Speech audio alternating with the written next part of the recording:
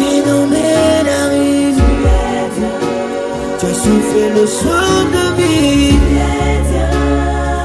Alléluia. Fuyez. Fuyez la colère de Dieu. Il est écrit dans le livre de Jean, le chapitre 3, le verset 36. Celui qui croit au Fils a la vie éternelle.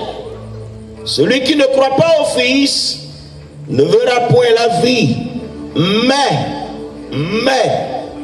la colère de Dieu demeure sur lui. Fuyez, fuyez la colère de Dieu. Fuir, c'est courir, dire à quelqu'un. Fuir, c'est s'éloigner. On ne s'éloigne pas pour s'éloigner. On s'éloigne pour sauver sa vie. Ici, il n'est pas question de courir, mais de se mettre à l'abri de la colère de Dieu qui arrive. Fuyez! Fuyez pour sauver vos vies. Mettez-vous à l'abri. Sécurisez-vous. La colère de Dieu arrive, car depuis que cet homme a été crucifié à la croix, qu'il est mort et qu'il est ressuscité, Dieu a décidé qu'après cela, les choses ne seraient plus jamais les mêmes entre lui et les hommes. C'est pourquoi, ce soir, il m'envoie vous dire qu'il est encore temps de se mettre à l'abri. Il est encore temps de se sécuriser. Il est encore temps de fuir. Il est encore temps de fuir. La colère de Dieu arrive. Sauvez vos vies. Sauvez vos vies. Sauvez-vous. Sauvez vos familles. Sauvez vos enfants. Sauvez ceux que vous pouvez encore sauver. Sauvez-vous de la colère de Dieu qui arrive. Fuyez. La première fois où la colère de Dieu s'est déversée, s'est abattue sur la terre, il envoya le déluge. Tout ce qui vivait a péri comme en un jour, sauf 8 personnes. Car Dieu a fait pleuvoir 40 jours et 40 nuits. Pourquoi? Parce que la terre était remplie de violence, de méchanceté, d'iniquité, d'animosité et de toutes sortes de travers. Alors Dieu décida par devers lui de détruire la terre et tout ce que la terre contenait à cette période et à cette époque. Alors il avertit un homme du nom de Noé, à qui il donna la ferme consigne de se bâtir une arche. Arche qui serait symbole, synonyme de son salut, de sa délivrance et de celle de sa famille.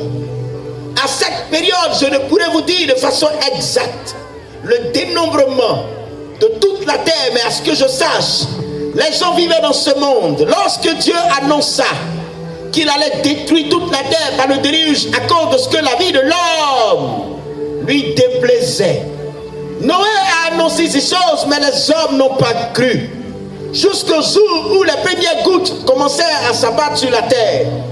Et il plut pendant 40 jours, 40 nuits. La pluie vint, le déluge vint. Et tous furent emportés par le déluge. Et le déluge, à cette période et à cette époque, était la manifestation palpable, démontrée et visible de la colère de Dieu. Je suis venu vous dire, fuyez, sécurisez-vous, mettez-vous à l'abri. La colère de Dieu arrive. Le deuxième exemple palpable que je puis vous citer en ce soir, vous parlons de la colère de Dieu, C'est dans l'Ancien Testament ce qui concerne le neveu d'Abraham du nom de Lot. La Bible dit qu'il était dans une ville appelée Sodome, qui était à côté d'une ville voisine nommée Gomorrhe. La Bible dit que les habitants de ces deux villes se livraient à des choses pas très catholiques. C'est de Sodome qu'est né le mot sodomie. Allez-y comprendre donc cette pratique-là, une pratique infâme et condamnable aux yeux de Dieu. Alors la colère de l'Éternel s'enflamma contre ces deux villes. Et Dieu jugeait ces deux villes.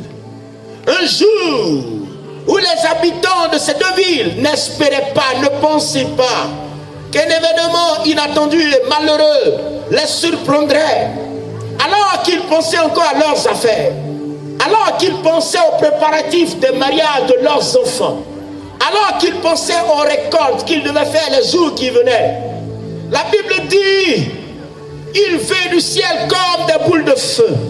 Une pluie de feu descendit sur ces deux villes. Les habitants, leurs biens, leurs maisons, tous leurs acquis, ce jour-là, ont été consumés par le feu. Sauf Lot et ses deux filles ont été sauvées. Mais son épouse, qui avait dans son cœur une convoitise qui ne disait pas son nom, parce que justement en dehors de son mari, elle partageait sa couche avec d'autres hommes, a été transformée en statue de sel. Fuyez! Fuyez la colère de Dieu parce qu'elle arrive. Mettez-vous à l'abri. Sécurisez-vous. Parce que Dieu va détruire ce monde. Dieu va détruire ce monde. Dieu va détruire ce monde. Fuyez. Sécurisez-vous. Mettez-vous à l'abri. Il est encore temps de se sauver. Vous pouvez encore sauver vos enfants. Vous pouvez encore sauver vos familles. Vous pouvez encore sauver votre village. Vous pouvez encore sauver vos frères et vos sœurs. Fuyez. La colère de Dieu arrive. Je sais qu'à m'entendre, des questions et des interrogations fusent dans l'esprit et dans la pensée de plusieurs personnes qui justement se demandent, mais qu'est-ce qui peut bien réveiller la colère de Dieu? Je vais vous le dire, car si je ne vous le dis pas, ce que je serais venu prêcher serait incomplet. Il est écrit dans le livre de Proverbes, le chapitre 3, le verset 9, d'honorer l'Éternel avec tous nos biens, ainsi de suite. Mais quelque peut-il honorer Dieu sans croire en lui? Honorer l'Éternel. Honorer l'Éternel. Il faut l'honorer, et l'honorer sincèrement, pour la simple raison qu'il est Dieu, créateur du ciel et de la terre. Pour la simple raison qu'il est le roi des rois. Il mérite louange, il mérite adoration, il mérite acclamation. Alors, quelqu'un dira, qu'est-ce que j'ai fait pour déshonorer Dieu? Nombre 23, 19 nous dit que Dieu n'est pas un homme pour mentir, ni le fils d'un homme pour se repentir. Ce qu'on doit retenir, ce qu'on pourrait retenir de ce verset du livre de Nombre, c'est que Dieu ne ment pas. Dieu ne ment pas. My Lord Jesus mounted very old, something about it very old.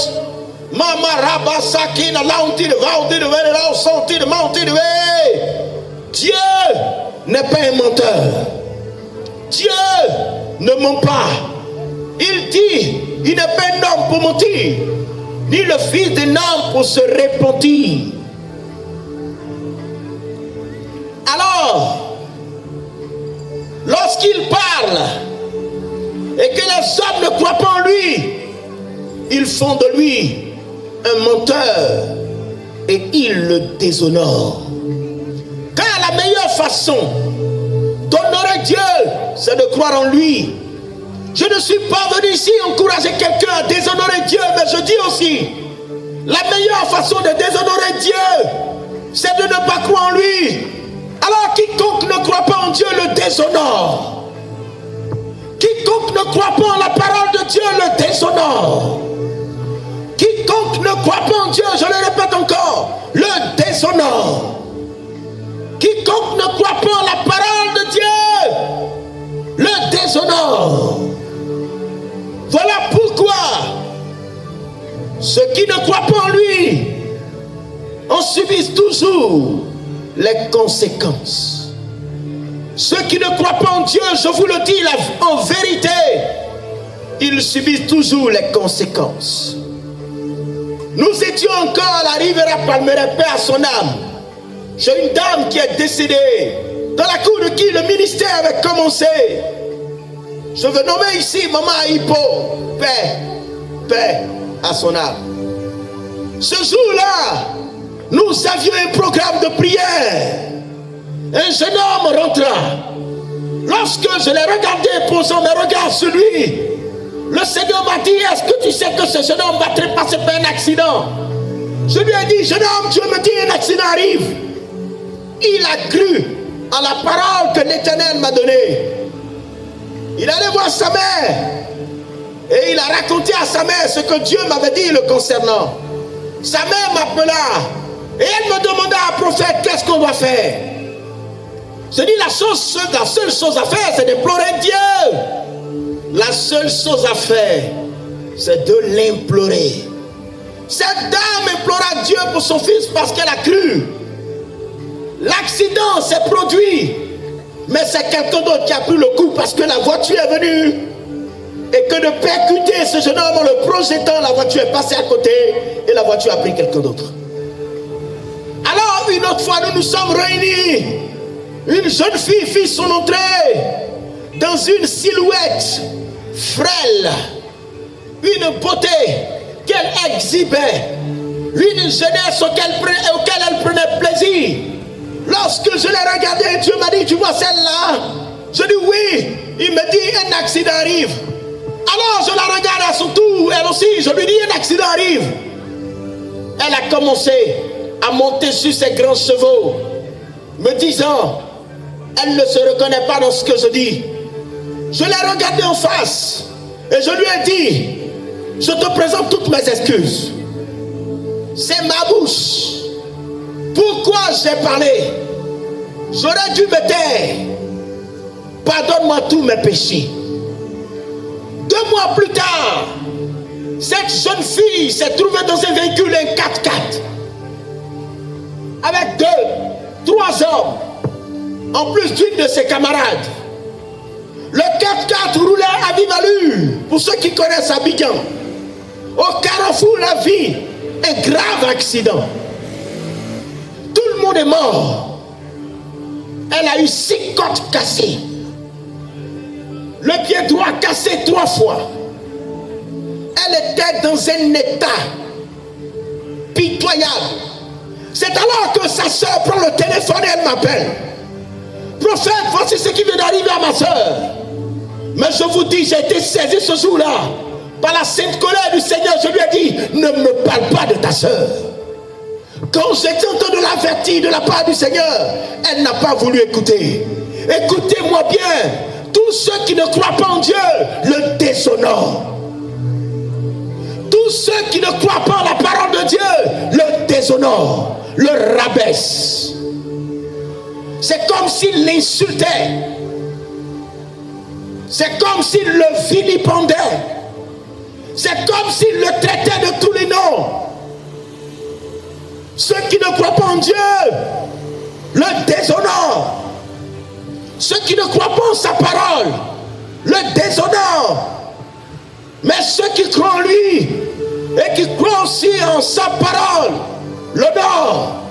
Voilà pourquoi dans la Bible des personnes ont déshonoré Dieu de par leur incrédulité, l'affirmation, l'exposition. De leur incrédulité, ils ont payé cela cash. Un jour, ma Bible dit, il y avait une famine en Israël.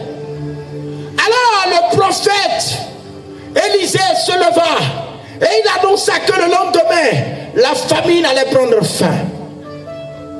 Un homme du haut de sa position sociale, parce qu'étant auprès du roi, s'est levé devant tout le monde et il a contredit le prophète Élisée en disant ça n'arrivera pas.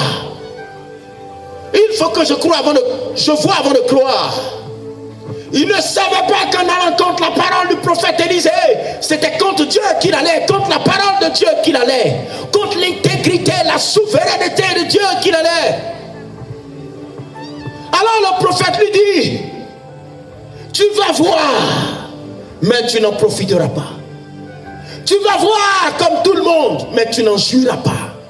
Tu vas voir ce miracle, mais ce miracle, tu ne vas pas en profiter. Le lendemain, ce que le prophète a dit arriva.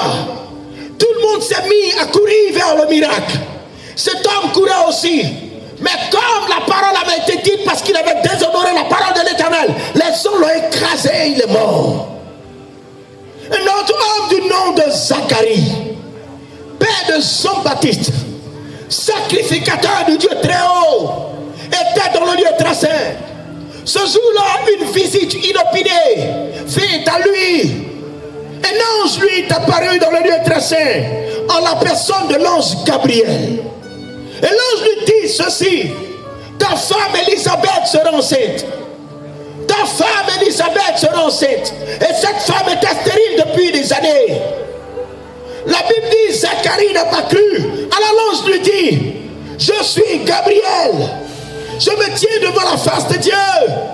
C'est pas tous les anges qui voient la face de Dieu. Parce que tu m'as pas cru, tu seras muet. Ne pas croire en Dieu, c'est un péché grave. Ne pas croire en Dieu, c'est un péché grave. Ne pas croire en sa parole, c'est un péché grave. Ne pas croire en ce qu'il est, c'est un péché grave. Et tous ceux qui ne croient pas, il y a toujours une sanction. Il y a toujours un châtiment. Toujours.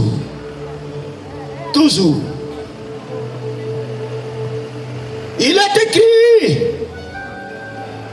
est écrit, une personne est assise ici, elle est en train de me regarder, me dit: l'Esprit de Dieu, tu as comme des palpitations cardiaques. Tu souffres d'une palpitation cardiaque. Pendant que j'annonce ça ici, écoute-moi. La puissance de celui qui m'a envoyé, que je prêche aujourd'hui, te guérit complètement. Ton cœur, qui était souffrant, est guéri maintenant. Il est écrit dans Jean le chapitre 5, du verset 22 au verset 23. Le Père ne juge personne, mais il a remis tout jugement au Fils, afin que tous honorent le Fils comme il honore le Père. Celui qui n'honore pas le Fils n'honore pas le Père qui l'a envoyé. La Bible dit, Dieu dit d'honorer Jésus. Dieu dit d'honorer Jésus. Ça veut dire que celui qui croit en Jésus croit en Dieu. Tu ne peux pas prétendre que tu crois en Dieu et ne pas croire en Jésus. Si tu dis que tu crois en Dieu mais que tu ne crois pas en Jésus, ta croyance est vaine. Ta foi est vaine. Mais Dieu nous donne une information capitale que nous devons de souligner, sur laquelle nous devons de nous appesantir. Dieu dit, il a confié tout jugement au Fils. Qu'est-ce que ça veut dire? Ça veut dire que Dieu a établi Jésus-Christ de Nazareth, juge des vivants et des morts. Que tu sois d'accord ou pas, que tu sois chrétien ou non, un jour tu verras ce Jésus. Aucun homme évitera de voir sa face. Dieu a confié à Jésus de juger les vivants et les morts. Il jugera les morts. Tous ceux qui sont déjà morts, que vous avez connus, que vous connaissez, eux tous, ils sont sous le pouvoir de Jésus-Christ. Tous ceux qui ne sont pas encore morts, qui sont vivants, eux tous sont sous le pouvoir de Jésus-Christ. Il est le juge. Dieu lui a remis le pouvoir de juger. Et Dieu dit donc, ce juge-là, honorez-le. C'est-à-dire, croyez en lui et croyez dans sa parole. Et si donc quelqu'un se prêtait à déshonorer Jésus-Christ de Nazareth, c'est Dieu lui-même qu'il serait en train de déshonorer. Je vous en supplie, fuyez la colère à venir. Sauvez-vous. Sauvez-vous. Dieu demande d'honorer Jésus. Dieu veut que tous les hommes, tous les peuples honorent le Fils. My God, Jesus. My God, Jesus. Quelque chose va se passer ici. Dieu veut que tous les hommes mis ensemble, quelle que soit leur nationalité, leur citoyenneté, quelle que soit leur appartenance ethnique, quel que soit le peuple auquel ils appartiennent, Dieu veut que tous les hommes, tous les peuples, toutes les nations donnent gloire et honneur à Jésus-Christ en croyant en lui. C'est-à-dire qu'ils croient que Jésus est l'homme qu'il dit être. Parce que je vous dis la vérité, ce Jésus dont je vous parle est un homme. Il est un homme comme vous et moi. Mais il est fils de Dieu. Tous les hommes sont fils des hommes. Mais lui, il est fils de Dieu. Et Dieu veut qu'on croie que Jésus est l'homme qu'il est. C'est-à-dire, fils de Dieu, fils de l'homme. Et ceux qui croiront cela auront la vie. Ceux qui croiront cela auront la vie. Laissez-moi vous le répéter. Laissez-moi le marteler. Accordez-moi le privilège d'insister. Ceux qui croiront que Jésus-Christ de Nazareth est le Fils de Dieu, ils auront la vie. Ceux qui le croiront auront la vie.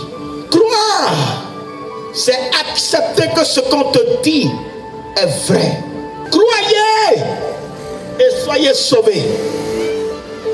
Croyez et soyez sauvés de la colère de Dieu qui arrive sur le monde. Croyez et soyez sauvés.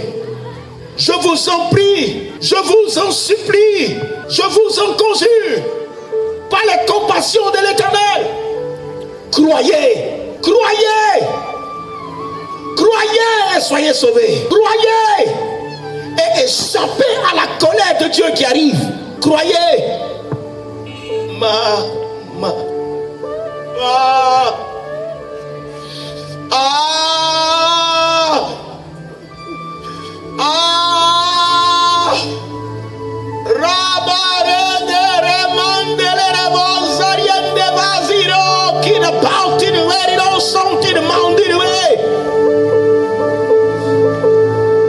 Jesus Christ. Jesus Christ. Jesus Christ. Croyez. Croyez. Et pourquoi, diantre, pourquoi en cet homme nous devons croire? N'avons-nous pas connu de grands hommes dans ce monde-ci? N'avons-nous pas vu de grands hommes dans ce monde-ci? Permettez-moi de vous les citer. Einstein, jamais scientifique n'a été aussi brillant que celui-ci. Michael Jordan, je peux voir une fille porter le numéro de Michael Jordan, le 23 de Chicago Bulls. Usain Bolt, Adolf Hitler, Martin Luther King.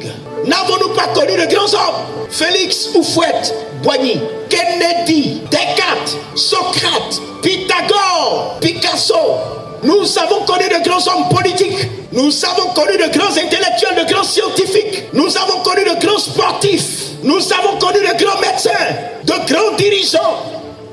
Mais pourquoi Dieu nous demande de croire en cet homme-là? Parce que dans Jean 14, à partir du verset 8 au verset 11, un jour, cet homme était assis en compagnie de ses disciples, c'est-à-dire de ses élèves. Un parmi eux prit la parole et il lui dit, Jésus-Christ, montre-nous le Père et ça nous suffit. Montre-nous Dieu et ça nous suffit. Jésus le regarde étonnamment. Et il lui dit, Philippe, il y a si longtemps que je suis avec vous m'a pas encore connu. Celui qui a vu Dieu m'a vu. Car je suis en Dieu et Dieu est en moi. Je suis dans le Père et le Père est en moi. Aucun homme sur la terre, né d'une femme, n'a pu jamais osé dire ces paroles. Et aucun homme sur cette terre ne pourra les dire ou les redire. Il est le seul depuis l'Ancien Testament qui, aux yeux de tout le monde, sans trembler, sans balbutier, a pu poser les regards sur les hommes, sans tenir compte de leurs pensées, de leur acceptation de ce qu'il dit là, et a affirmé, a avoué qu'il est dans le Père, et le Père est en lui. Celui qui rencontre Jésus a rencontré Dieu. Celui qui a vu Jésus a vu Dieu. Jésus et Dieu sont un. Accordez-moi d'ouvrir une brèche et d'apporter des classiques qui ressemblera à une contradiction, peu importe. D'aucuns disent, vous dites qu'il est le Fils de Dieu. Ensuite, vous venez nous dire qu'il est Dieu. Je vous explique un mystère. Dans le physique, dans le visible, le Fils est différent de son Père. Au point où Dieu dit, le Fils ne paiera pas pour le Père. Le Père ne paiera pas pour le Fils. L'âme qui pêche, c'est elle qui mourra. Mais dans le spirituel, c'est pas le même cas. Dans le spirituel, dans l'invisible, dans l'esprit, le Père est égal au Fils. Le Fils est égal au Père. Mais dans le physique, le Père est différent du Fils. Et le Fils est différent du Père. Pour preuve, paix à son âme, mon Père est parti, mais moi je suis là. Si lui et moi nous étions un, je serais parti comme lui. Mais dans le spirituel, ce n'est pas le cas. Le Père égale au Fils. Et le Fils égale au Père. Celui-là donc qui a vu le Père a vu le Fils. Celui-là donc qui a vu le Fils a vu le Père. C'est donc à raison que Dieu dit, honorez-le. Croyez en lui. Respectez-le. Louez-le. Glorifiez-le. Chantez-le. Et invoquez-le. Car le Père est dans le Fils. Et le Fils est dans le Père.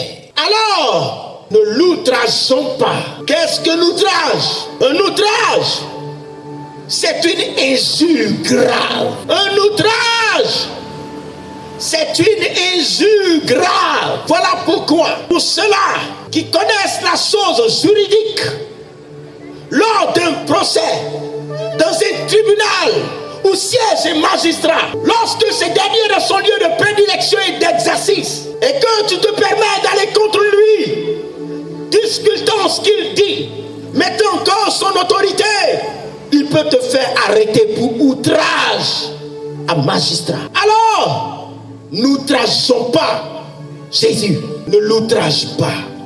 Jean 8, le verset 49. Celui qui ne croit pas le type d'homme que Jésus de Nazareth est, il l'injure gravement. Celui qui ne croit pas que Jésus est le Fils du Dieu vivant, l'outrage, l'injure gravement. Parce qu'il le fait passer pour un menteur. Et il fait passer Dieu pour un menteur. Parce qu'il fait de Dieu un menteur. Il n'y a pas de péché plus grave. Il n'y a pas de péché plus grave. Il n'y a pas d'injure plus grave que de faire passer Dieu pour un menteur. Oui, les hommes sont des menteurs. Patentés, démontrés, attestés. Aucun homme en ce jour ne peut contredire ce que je dis.